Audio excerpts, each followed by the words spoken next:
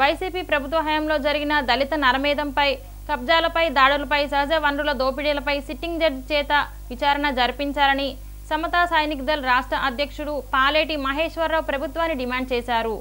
దళిత భూములను వెంటనే దళిత హక్కుదారులకు అప్పగించాలని, కారకులకు శిక్షలు పడేలా చేయాలని ప్రభుత్వానికి విజ్ఞప్తి చేశారు. వైసీపీ పాలనలో దళితులపై జరిగిన నరమేధంపై ప్రభుత్వం శ్వేతపత్రం విడుదల చేయాలన్న డిమాండ్ను సమతా సైనిక్ దళ్ చంద్రబాబు ప్రభుత్వం ముందు ఉంచినట్టు సమతా సైనిక్ దళ్ రాష్ట్ర అధ్యక్షుడు పాలేటి మహేశ్వరరావు, రాష్ట్ర ప్రధాన కార్యదర్శి పిల్లి సురేంద్రబాబులు తెలిపారు.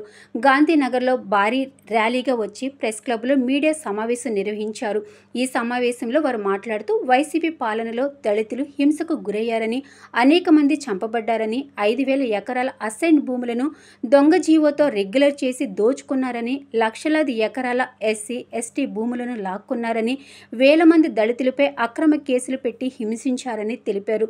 రాక్షస పాలన చేసిన జగన్ దెయ్యాలు వేదాలు వల్లించినట్లు ఢిల్లీ వెళ్లి నిరసన చేయడం హాస్యాస్పదంగా ఉందని అన్నారు. వైసీపీ పాలనలో జరిగిన అన్యాయాలపై, అక్రమాలపై ప్రభుత్వం శ్వేతపత్రం విడుదల చేయాలని, కారకులైన వారిని చట్టపరంగా శిక్షించాలని కోరారు. నా పేరు పాలేటి మహేశ్వరరావు, హైకోర్టు న్యాయవాదిని, అలాగే సమతా సైనిక్ దళ్ రాష్ట్ర అధ్యక్షుడిని. ఈరోజు సమతా సైనిక్ దళ్ ఆధ్వర్యంలో భారీ ర్యాలీ, నిరసన కార్యక్రమాలు నిర్వహించడం జరిగింది. దీని వెనకాల ఉన్న ప్రధాన ఉద్దేశం ఏంటంటే, ఏదైతే జగన్మోహన్ రెడ్డి తన అధికారం పోగానే రాష్ట్రంలో ప్రజాస్వామ్యం మొత్తం హననం అయిపోయినట్లు, ఈ రాష్ట్రంలో చట్టము న్యాయము లేనట్లు, ఒక ఆటవిక పాలన నడుస్తున్నట్లు ఏదైతే ప్రచారం చేస్తున్నాడో దీని మీద తీవ్రంగా ఖండిస్తున్నాం.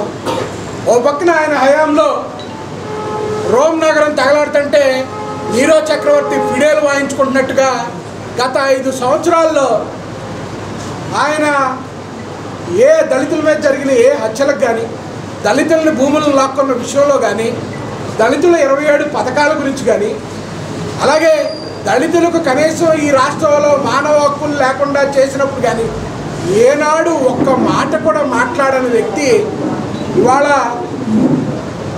ఎంత నటిస్తున్నాడంటే చూడటానికి మాకే ఆశ్చర్యంగా ఉంది. ఆయన ఈ ప్రభుత్వం మారంగానే జరిగిన కొన్ని హత్యలను అడ్డుపెట్టుకొని, ఆ హత్యల వల్ల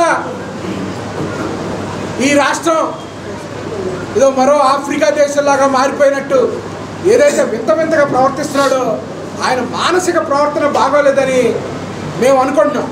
ఏదైతే ఆయన 5 సంవత్సరాల్లో మేము 100 సార్లు ప్రెస్ మీట్లు పెట్టి మాకు ఈ అన్యాయాలు జరుగుతున్నాయి, మా పథకాలు తీసేసి మా చదువును దూరం చేశారు, ఇదే ప్రెస్ క్లబ్లో